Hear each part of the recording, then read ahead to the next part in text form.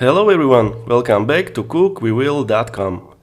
Stroganoff is a classic Russian dish that has become popular all over the world. Usually it's cooked with beef, but there is also a chicken version, which I'm about to cook for you today. Chicken stroganoff cooks way faster than its beef counterpart, and that makes it a perfect choice for a quick and easy dinner. It serves well with rice, mashed potatoes or your favorite type of pasta. Now let's start cooking.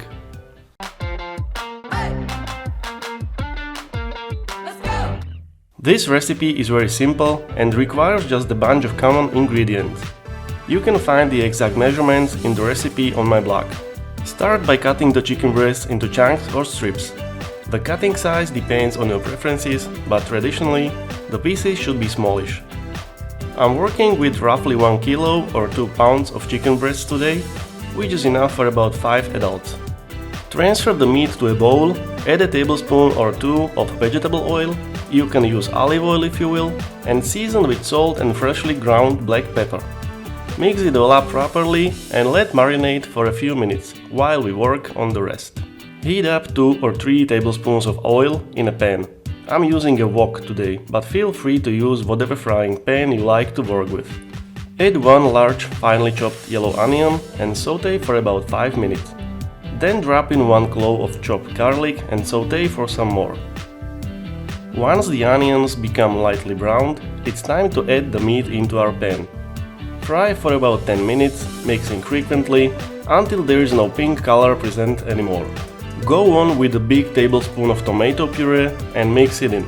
A small tip for you: using 2 spatulas makes the mixing so much easier. Try it. The next ingredient is yellow mustard. 1 big tablespoon again. Finish it up with 2 tablespoons of the hardest to pronounce ingredient, Worcestershire sauce.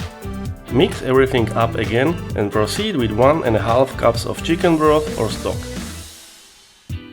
The last ingredient we are about to add at this stage are 5 smallish finely chopped pickles. Simmer on low until the meat becomes fully cooked, which shouldn't take longer than 10 or 15 minutes. Now it's time to finish the sauce. Mix a cup of heavy cream and a cup of sour cream with 2 tablespoons of all-purpose flour. I recommend using a whisk to make sure no lumps can form.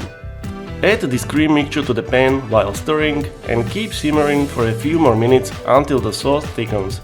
In case the sauce looks too thin, just mix some more flour with water and add it to the pan. This is the consistency you should aim for. And it's time to serve.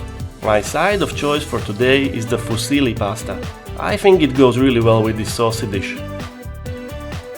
Let's add some chopped parsley for garnish and we are ready to eat. Thanks for watching and see you next week.